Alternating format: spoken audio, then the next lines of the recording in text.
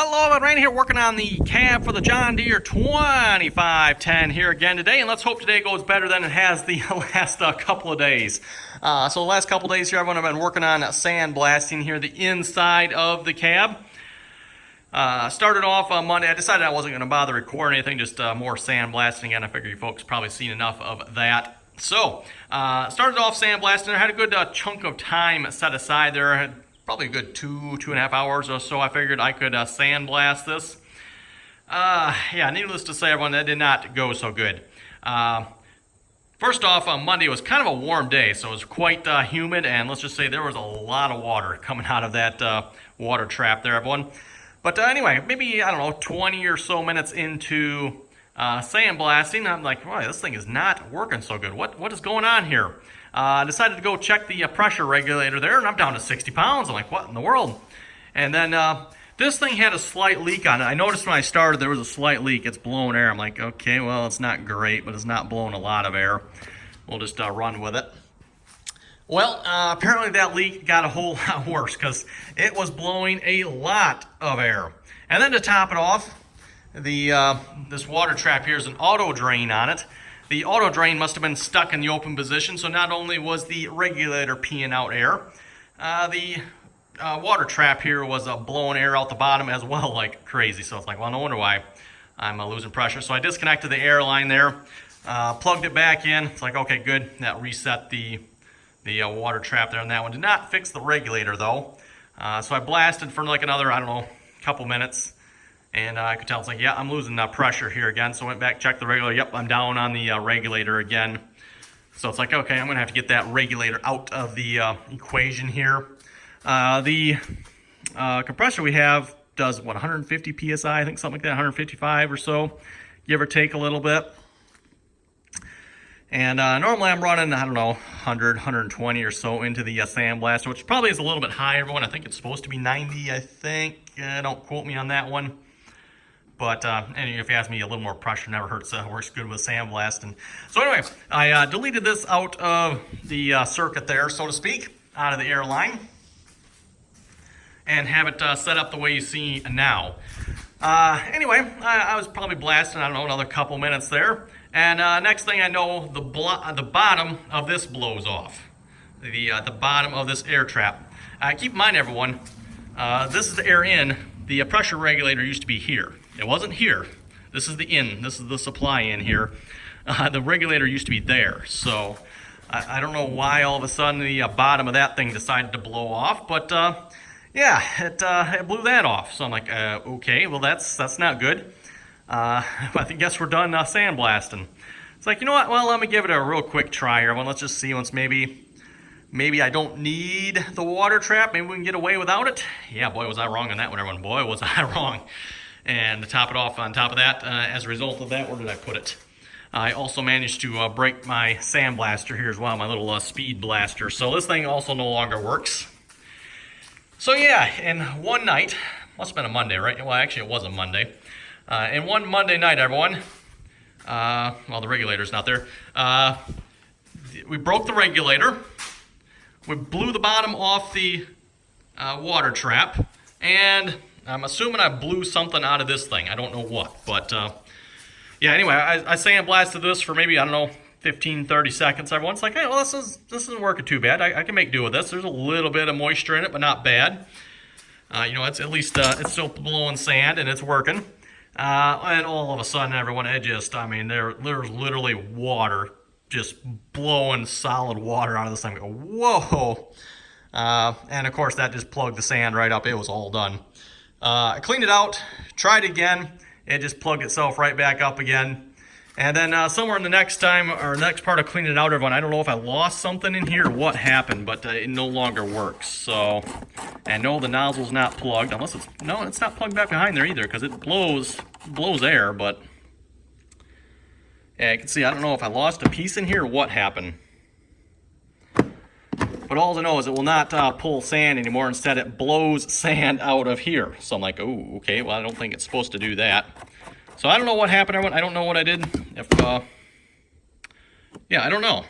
All I know is it doesn't work anymore. So yeah, so much for that, everyone. So that thing's done. Anyway, on the good side of things, though, everyone, I did manage, or I think I managed to fix the pressure regulator here, and you can see the water trap is actually in service at the moment as well, though I'm not sure how much longer it's going to be. For the regulator here, everyone, there's basically a diaphragm. There's a diaphragm in there that regulates the pressure based on a spring here, depending on how tight you have this turned, puts pressure on that spring. That diaphragm is clamped between two plastic pieces that are screwed together, and it pulled out of the one side. So I ended up taking this all apart here. It actually wasn't too bad. You basically pop this cover off. You can then take the assembly. Actually, no, I don't think you had to. Well, I guess, yeah, you did have to take the cover off here so you can loosen up the spring there. Then you can screw this whole assembly out, and that diaphragm is right underneath this whole assembly here. So this whole assembly just screws out. And then, yeah, I was able to fix that diaphragm. I haven't tested it yet, so I don't know if it works for sure, everyone, but I'm pretty sure it should be good to go. I just haven't bothered to put it back in yet. As for the water trap, everyone, it's not leaking. However, this might be like a one use. Once it fills up with water, everyone, it's probably going to be done. So what I ended up doing to get it back in service is I super glued the inside piece here to the bottom of this, and then I super glued this back onto it. So it seems to be holding. And keep in mind, your folks are playing, well, wait a minute, pressure and super glue, that's not the greatest idea, right? Keep in mind, the pressure is pushing the inside piece down, and the inside piece here actually seals to the inside. So this piece here doesn't seal anything. It just, that's where you connect the hose there if you want to have a hose, that leads out somewhere. The only thing is, in the process of doing so, everyone, I might have broke the auto drain part. I don't know. It's probably it's probably not going to work anymore. I have no idea. Not sure on that one. I haven't had enough water through it yet to know if the auto drain is going to work or not. If it doesn't, everyone, it's toast because I super glued this piece on here. I can no longer manually drain it. There's nothing I can do about it, everyone. It's either try to fix it, see what I can do. If it doesn't work, it doesn't work. I'm gonna have to get a new one anyway. So, oh well. So yeah, that was a great Monday here, everyone. Great Monday, and wow, been quite the introduction here to this video. But I just wanted to tell you folks what's been going on, and then hopefully what we're gonna do today. I'm not sure how far we're gonna make it here, but I got another steel piece here for the cab, so we can finish up the cab. So there's that. Another 2 by 3 inch piece, 3/16 thick. I've also got some more steel down there as well. Potential battery box project in the future here. And then I've got steel here for the top of the cab. What I want to work on here, this video, is cutting a hole in the top here for the air conditioning unit. Maybe should have done that right away too, because that would have saved me time having to blast, the area where the air conditioner is going to go, but oh well. So, I did a video here a while back, everyone asking where I should put the air conditioner. My initial thoughts were to actually put it on backwards, but everyone seemed to think that was a bad idea. So I think we're going to go ahead and put it on the right way. The front side's the front side, which I haven't measured this out yet, everyone, but I'm thinking it's probably going to put the head unit. Probably, I'm going to try to get it in here somewhere. I'm going to try to get it as close to the middle as I can. Keep in mind, with this air conditioning unit here, the output is on the one side, so, and it's on the front side of the unit, so I can only have it on one end. So anyway, let me get set up here. I'm gonna do some measuring, figure out where we're gonna cut this hole, and yeah, we'll start cutting. And per the manual here, looks like we need a 14 to 15 inch hole up there, both directions. So 14 to 15 inches. Probably going to try to aim for like 14 and a half. We'll just kind of try to split it right down the middle there. I think that'll be a good way to go. So yeah, let me get this measured out here.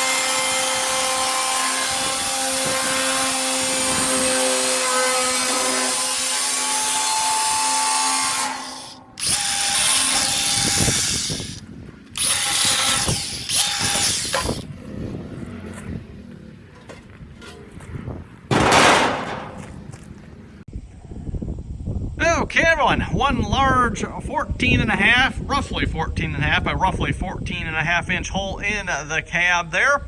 That should put it in about the right location. I measured the air conditioner. It is 43 inches long. So I measured from here, I went to 48. So I could have actually probably brought it back this way a little bit more yet, but I figured that looked like a pretty good spot to have it, I think. So just, 48, nice even number there. And then I got these steel angle iron pieces I plan on welding in here. And you can see this is definitely not flat across here. Wow, look at that, my goodness. So yeah, we'll have to do some work here to somehow get that tighten and be flat across. I'm not sure how we'll do that yet. We'll figure that out. I got more pieces, by the way. These, I just cut these and I plan to weld them. I figured I should be able to do this. I don't think that's going to be a problem. I mean, maybe we should look at this air conditioner again and make sure we don't have to like go through here in some way. I'm pretty sure all the connections are made through this hole here. So my thought was I'm going to weld this here. I'm going to weld some pieces across here as well. And yes, I'm actually going to weld them in this fashion. I'm not going to weld them like what you might be thinking, weld them like that. No, I'm going to weld them like this. At least that's what I thought anyway. So that way, the reason being, everyone, I then have the soundproofing material I have can sit, it's 1 inch thick, and I probably should have got 1 1/4 by 1 1/4. These are 1 by 1s. But my sound deadening material can then tuck up underneath here. At least that's what I was thinking anyway, everyone. So, well, look at that. We got a visitor. Now that the noise is done, and it's a little bit quieter over here now at the moment. So anyway, actually I'm going to wrap it up here for tonight, everyone. Yeah, this probably, actually, you know what, this probably makes a fairly long video. So maybe I'll make this into a video here, everyone. Otherwise, I'm not going to have very many videos this week because I already spent 2 days sandblasting. I didn't bother recording any of that because I figured you folks wouldn't want to see it. I still have more sandblasting to do here yet. I got this this part here that needs to be done, and I got all of that. Like I said, I was out of sand, and I had enough. So we called it a wrap. I got one of these sides is done here as well. Oh, yeah, this side, well, it's maybe not 100% done, but I did blast it. I actually used the pool sand here. That actually worked out really well on here, everyone, for taking the paint off. This is primer on here yet, so don't look at that as rust. That pool sand takes the paint off really well. It does not seem to want to take the primer off, though. At least I think that's primer. The primer looks like rust. It's kind of that brownish color, but yeah, I'm pretty happy with that. I think it's turning out really well here so far.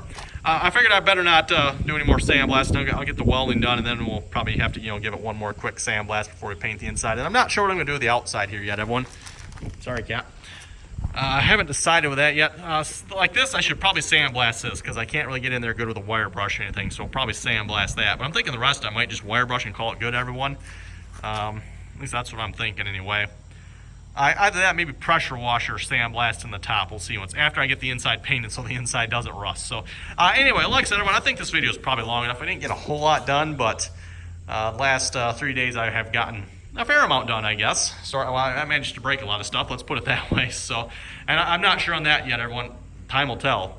If the auto drain works, great. I still have a water trap yet. If the auto drain doesn't work, everyone, it's just going to fill up and yeah, boy, that's going to be interesting. So anyway, everyone, like I said, I think with that we're going to wrap this video up. Thanks for watching. Hopefully tomorrow we'll get into some welding here. I was hoping to get into that here tonight, but I got a really late start. So again, everyone, thanks for watching, and till next time.